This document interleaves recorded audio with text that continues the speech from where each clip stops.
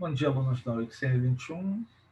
Vamos dar continuidade ao nosso tema Estados Unidos no século XIX. Na aula de hoje vamos falar da Guerra de Secessão, também conhecido como Guerra Civil, né? Norte-americana, estadunidense. A palavra secessão significa separação, divisão. Então foi uma guerra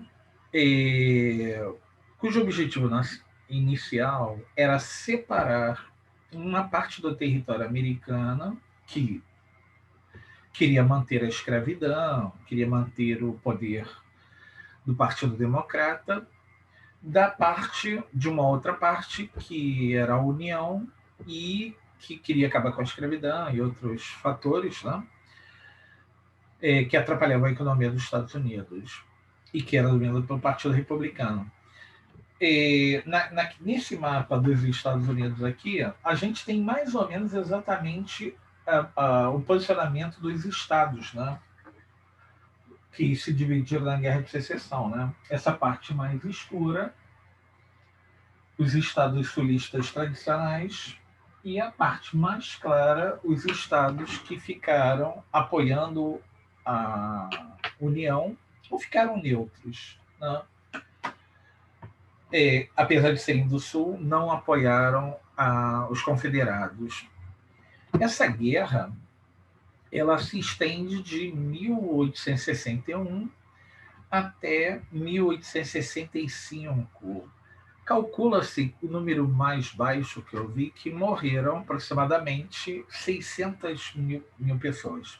Mas alguns livros trazem 1 milhão de mortos. Não o número exato de mortos, entre 600 mil e 1 milhão. Por que ocorreu a Guerra de Secessão? A gente já trabalhou isso na aula passada, no final do processo, né, de expansão para o oeste. Começou a aparecer uma contradição muito grande dentro dos Estados Unidos. Na medida em que a população crescia, e que também crescia o território através da compra, de acordos diplomáticos, da guerra contra o México. Isso vai enriquecer principalmente a indústria nortista do norte, no caso, mas do nordeste dos Estados Unidos, né? Daquela região onde havia regiões, né, estados que vinham de colônias tradicionais, né? New Hampshire, Pensilvânia, Nova York, Massachusetts, Connecticut. Essas regiões começaram a se desenvolver industrialmente. E também a população crescia enormemente a cada ano, principalmente por conta do fluxo de imigrantes europeus. Bom, qual é a contradição aí? Essa região, o sul, né, tradicional, continuou agrário e escravocrata. Né? Então a gente está falando da Carolina do Norte, da Carolina do Sul, da Virgínia, né? E incorporando outros territórios adquiridos, como Texas, né? O Arizona, que também mantiveram uma estrutura econômica baseada no agronegócio, né? Na pecuária e na agricultura, mas principalmente utilizando a mão de obra escrava. E aí entram outros fatores. Esse norte industrializado, ele apoia e é apoiado pelo Partido Republicano, né? E esse sul agrário escravocrata, ele apoia e é apoiado, né, pelo Partido Democrata, né? Nesse período, esses partidos não tinham as mesmas características que tem hoje, né? Principalmente porque no século XX, o Partido Democrata, que era um partido muito ligado ao sul dos Estados Unidos, ao agronegócio, a um conservadorismo muito forte, né, dessa região, ele foi mudando de postura principalmente a partir da década de 1930, com o governo de Franklin Delano Roosevelt. Então, o Partido Democrata hoje é completamente diferente. É um partido que defende o estado do bem-estar social, saúde universal, né? Hoje se debate muito isso nos Estados Unidos, ações afirmativas para as minorias, principalmente para os negros, e o Partido Republicano hoje ele mudou bastante de característica. Ele hoje em dia, principalmente às vésperas da eleição, vai ter eleição amanhã, né? Esse Partido Republicano é apoiado por grupos extremamente conservadores, supremacistas, racistas, né? Uma parte do agronegócio também apoia os republicanos. Então, se a gente comparar com a Guerra de Secessão, são partidos completamente diferentes. Não tem nada a ver naquela época com o que é democrata e republicano hoje. Bom, voltando à Guerra de Secessão. Por que esses estados sulistas, tradicionais, escravocratas, quiseram se separar e criar um novo país? E aí eu expliquei, né? Acontecia o seguinte: o Partido Republicano, no Congresso, no Senado e na Câmara dos Deputados, ele defendia uma série de teses que beneficiavam a burguesia industrial. Eles eram contra a escravidão, mas eles não eram contra, digamos, a escravidão nos estados tradicionais. Eles não estavam nem aí. Porque eles achavam que um dia a escravidão ia acabar de qualquer maneira. Eles não queriam a escravidão nos novos estados do Oeste. Eles aprovaram uma lei, então, proibindo escravos nos novos estados do Oeste, fossem do Sul, do Norte, do Centro, tanto faz. E, principalmente, o Partido Republicano, nesse período, ele defendia uma política protecionista. Ou seja, o governo dos Estados Unidos deveria adotar tarifas alfandegárias que impedissem produtos importados de concorrerem com a produção nacional que era nascente. Então, vocês sabem que quando uma indústria nascente, a qualidade não é tão boa e o preço também é um pouco mais caro. E se você permitir que um produto importado entre livremente no país, a população vai preferir o importado, que tem melhor qualidade e menor preço. E aí a indústria nacional vai à falência. O que os republicanos queriam? Estabelecer barreiras protecionistas para beneficiar a indústria norte-americana da concorrência principalmente inglesa. Mas aí vem a questão. Apesar deles terem o apoio da Câmara, porque os republicanos eram dos estados mais populosos, portanto, tinha o maior número de deputados. No entanto, os democratas eles tinham domínio do Senado dos Estados Unidos. Então, o protecionismo não conseguia passar pelo Senado, já que os democratas eram radicalmente contra o protecionismo alfandegário. Por quê? Porque ele atingiria a Inglaterra. E por que você não pode prejudicar a Inglaterra? Porque a Inglaterra comprava o algodão do sul dos Estados Unidos. E se houvesse protecionismo, a Inglaterra deixaria de comprar algodão lá e compraria em outro lugar. Por exemplo, compraria no Brasil. Coincidentemente, nesse período, o Brasil reduziu as tarifas alfandegárias para beneficiar o comércio com a Inglaterra. Olha só o risco. Assim, as plantations do Sul acabariam falindo, sem ter para onde vender, porque as nascentes indústrias do Norte não davam conta da quantidade de matéria-prima que eles produziam. Ou seja, a industrialização era incipiente, principalmente a indústria têxtil, que nem se comparava à inglesa, né? E aí vem a questão chave. Em 1860, nós vamos ter eleições presidenciais para a Câmara dos Deputados e para o Senado Federal, assim como amanhã vamos ter essa. Só que lá eles renovam o Senado a cada 2 anos. Eles renovam um terço, né? Já a Câmara dos Deputados, não, ela é renovada na totalidade. O que vai acontecer em 60? Partido Republicano, ele faz barba, cabelo e bigode, ou seja, ele elege o presidente Abraham Lincoln, ele faz uma maioria esmagadora na Câmara dos Deputados, mas isso já era esperado.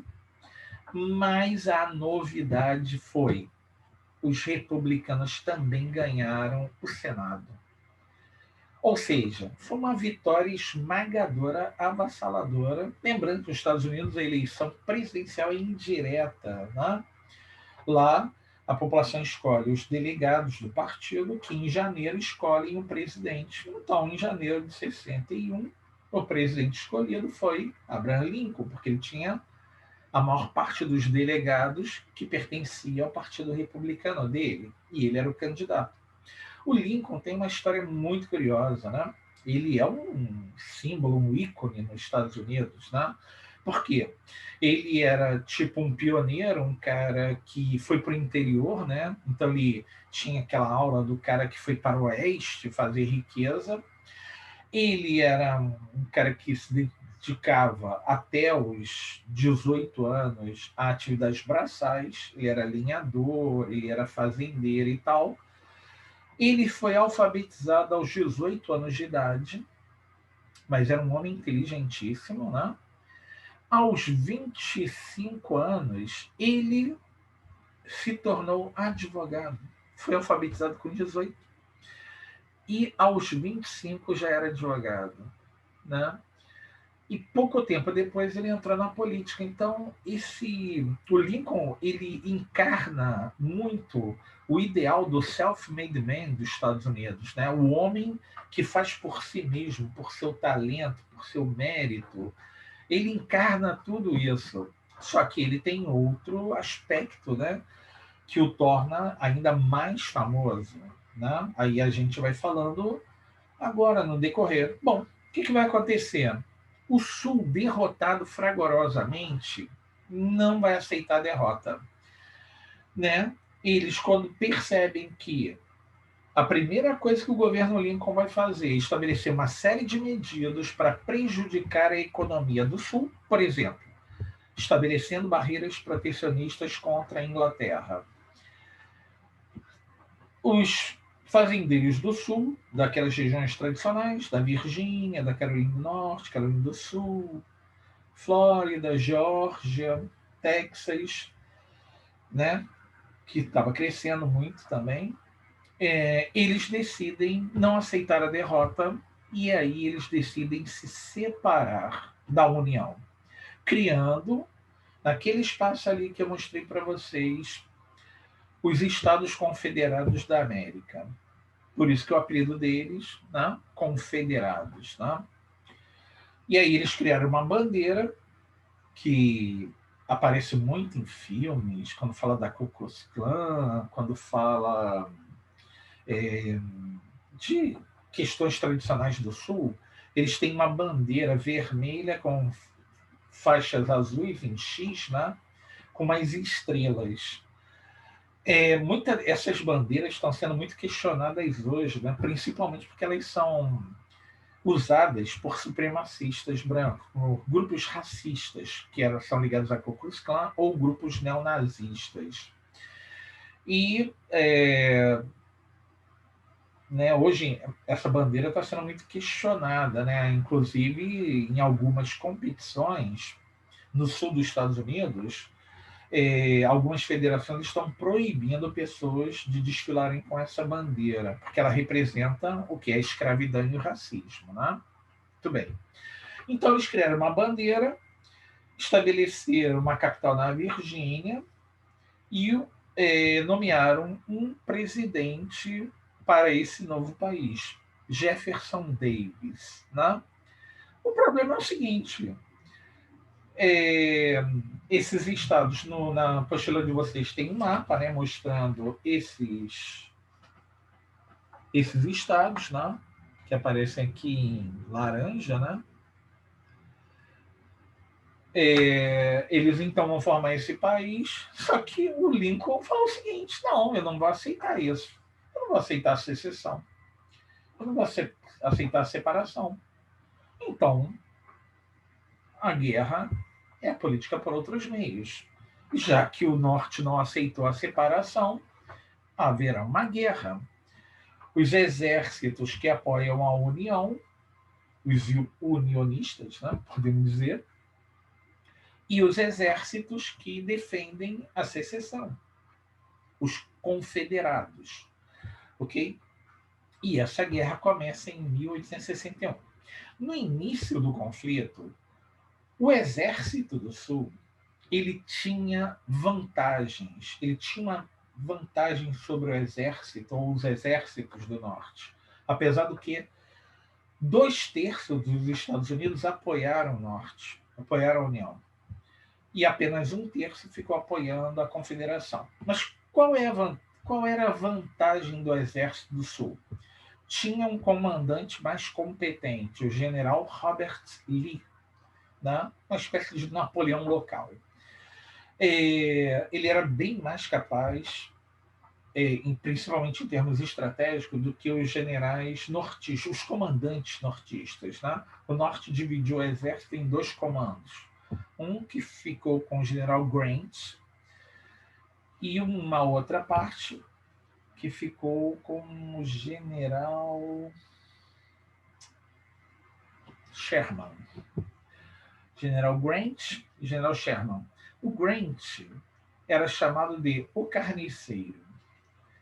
Ele não se preocupava muito com o número de mortes em campo de batalha, nem no próprio exército dele, porque ele achava que, como o Norte tinha mais população, quanto mais gente morresse no campo de batalha, menos combatentes o Sul teria, porque o Sul tem uma população menor.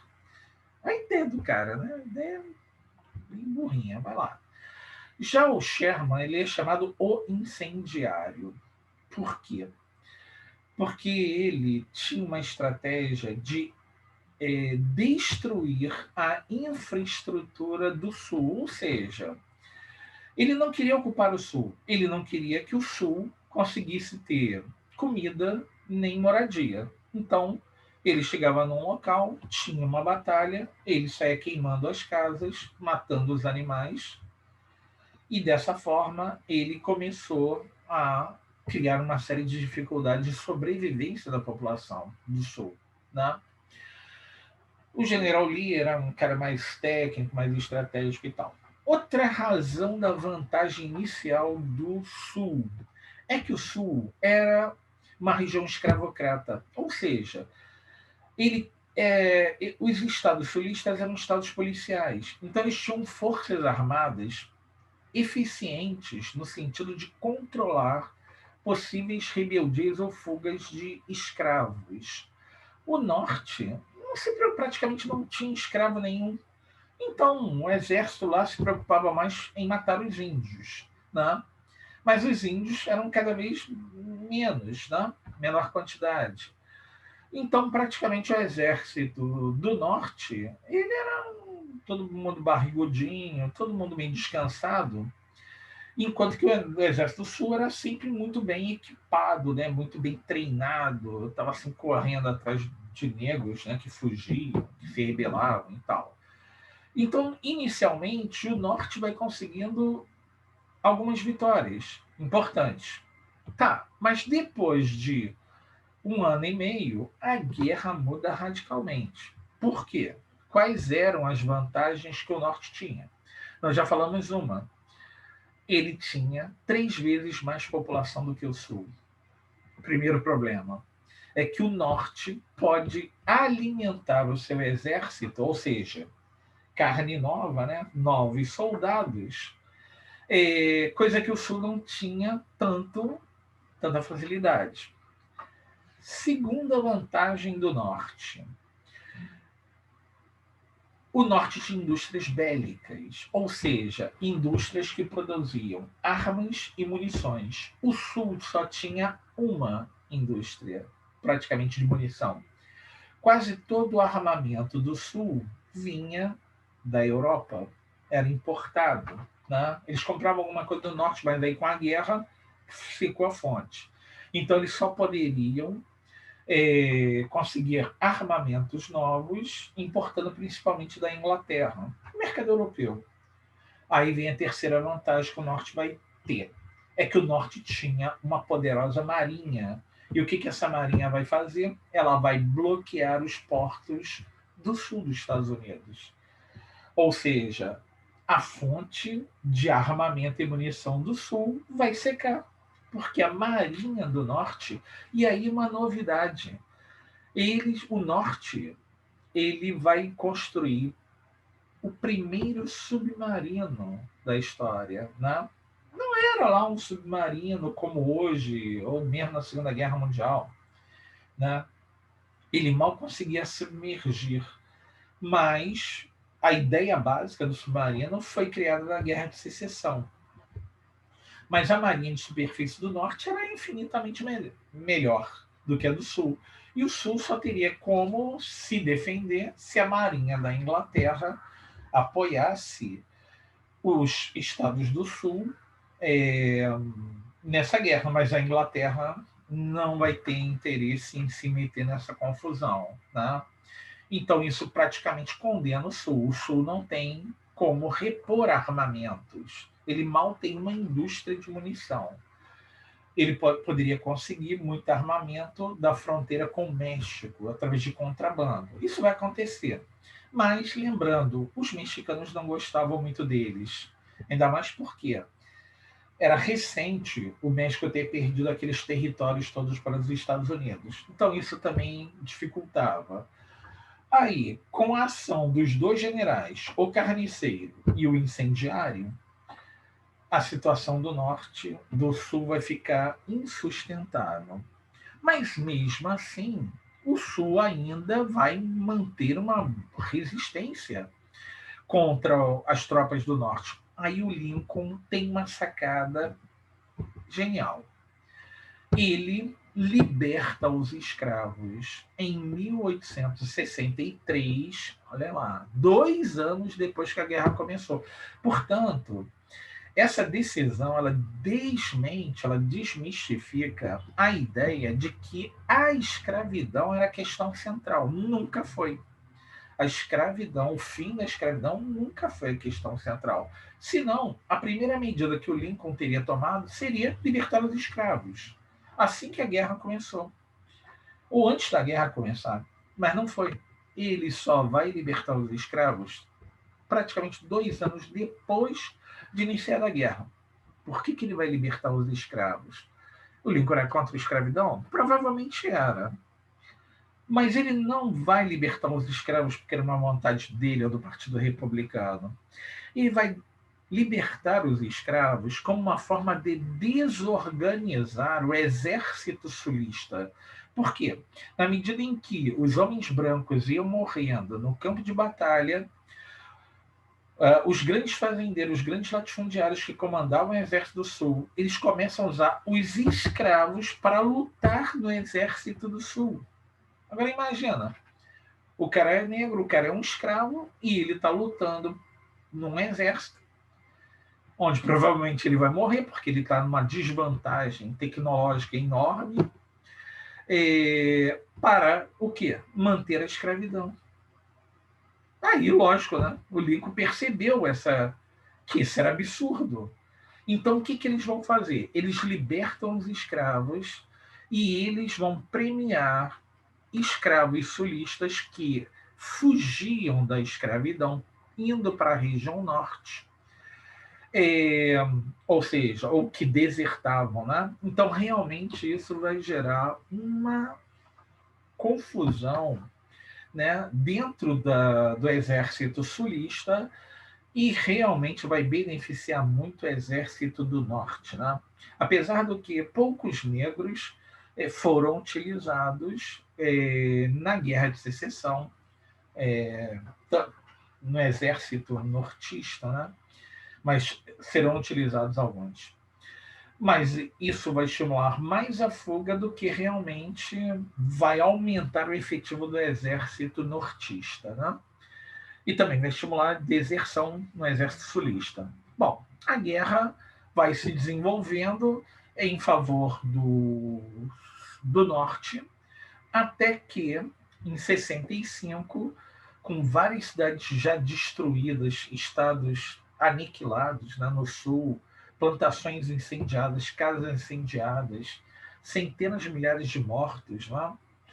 As pessoas começam a abandonar o sul, né? Alguns norte-americanos vão para a Europa, alguns vão para a Inglaterra, outros acabam fugindo para mesmo a América Latina. Aqui no Brasil, nós vamos receber um grande contingente de sulistas que fugiram no final da Guerra de Secessão, e esses sulistas escolheram o Brasil porque o Brasil era o último país, praticamente, a ter a mesma estrutura agrária escravocrata do sul dos Estados Unidos. Né? E esses sulistas vão se estabelecer em São Paulo, numa cidade que o nome já indica, né? Americana. O nome dessa cidade, no interior de São Paulo, ela foi praticamente povoada por pessoas que abandonaram o sul dos Estados Unidos no final da Guerra de Secessão. Em 65, então, o general Lee ele assina um acordo de paz, acabando com a guerra, e os Estados Unidos novamente se reunificam. Né? Acaba a secessão, os Estados Confederados são derrotados e o Norte vence, os Estados Unidos então novamente voltam a ter o seu território unificado.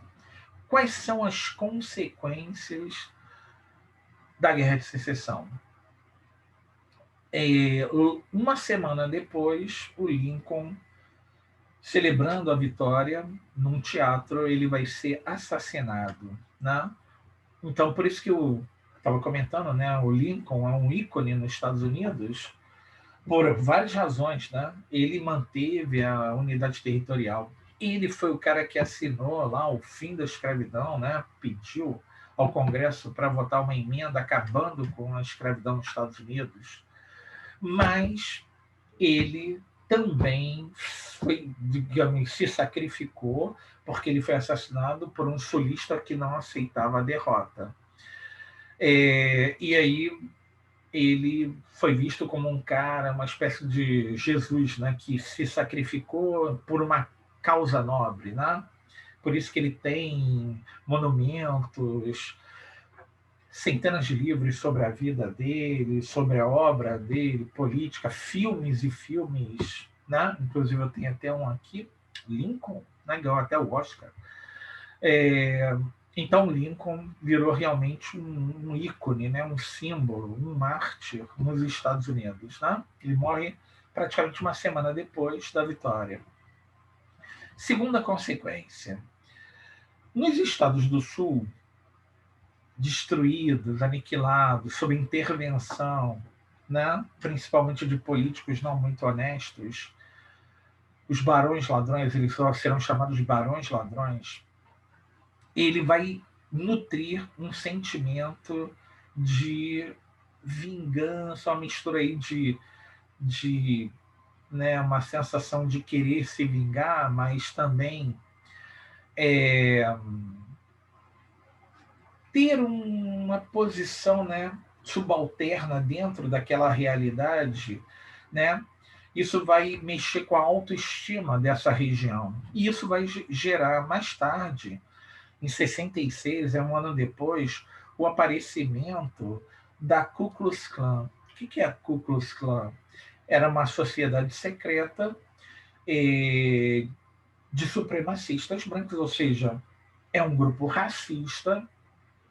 E o objetivo da Ku Klux Klan, e muita gente erra nesse aspecto, não era matar os negros, era não permitir que o negro, agora livre, passasse a ter os mesmos direitos que os brancos. Ou seja, o que a Ku Klux Klan na prática queria era manter o negro quase como escravo, mesmo não tendo mais escravidão nos Estados Unidos, né? Impedindo que o negro tivesse direitos civis, que serão assegurados, né, através de emendas constitucionais. E aí a Ku Klux Klan ela começa a promover uma série de atentados contra lideranças negras que buscavam o reconhecimento, né, da causa, da questão do racismo, da questão representação política da comunidade negra. Então, no sul dos Estados Unidos, muitos negros foram enforcados, tiveram a casa incendiados, foram linchados por defenderem ter o direito a ir a uma universidade, ter o direito a votar, ter o direito a ter um candidato negro numa eleição, né? E a Ku Klux Klan, então, surgiu nesses estados, principalmente ali Carolina do Norte, Alabama, Mississippi, Missouri, onde a Ku Klux Klan era muito forte, né? E isso até meados do século XX, até o início da década de 60, a Ku Klux Klan, ela controlava até alguns estados, né? Mas aí começaram a aparecer grandes líderes defendendo os direitos civis dos negros na década de 50, na década de 60, né? Como Martin Luther King, Malcolm X. E aí o governo americano resolveu intervir no caso e perseguir lideranças da Ku Klux Klan. Bom, outra consequência é que realmente aquilo que o Sul temia vai acontecer mesmo. O Norte, quer dizer, o Partido Republicano vai aprovar uma série de medidas beneficiando as indústrias nascentes, né, dos Estados Unidos e permitindo que surgissem grandes fortunas, que a gente já até comentou na aula passada. Né? Então, vão ser adotados políticas protecionistas, lógico, o Sul destruído não tem como reclamar mesmo, né? É, e, além disso, o Partido Republicano estabelecerá uma série de parcerias público-privadas, principalmente para levar ferrovias para todas as regiões dos Estados Unidos. Isso vai incrementar muito o comércio, a indústria, vai enriquecer muito essa burguesia nortista, né? Principalmente dessa região nordeste dos Estados Unidos. Então, isso acelera o desenvolvimento industrial dos Estados Unidos. Né? E aí, por final, nós vamos ter um grande número de mortos, né? Que eu falei para vocês, o número varia de 600 mil a 1 milhão, o número exato a gente não sabe, né? E um ressentimento entre norte e sul que vem até hoje, até os dias de hoje, né? Mas hoje em dia menos, nem tanto, né? Porque algumas áreas do sul se modernizaram hoje, como a Flórida, por exemplo, vivem do turismo, então tem uma outra estrutura econômica diferente dos tradicionais estados que são agrários, né? Mas ainda tem esse ressentimento que envolve essa guerra terrível que foi a Guerra Civil dos Estados Unidos. Bom, gente, até a próxima. Obrigado.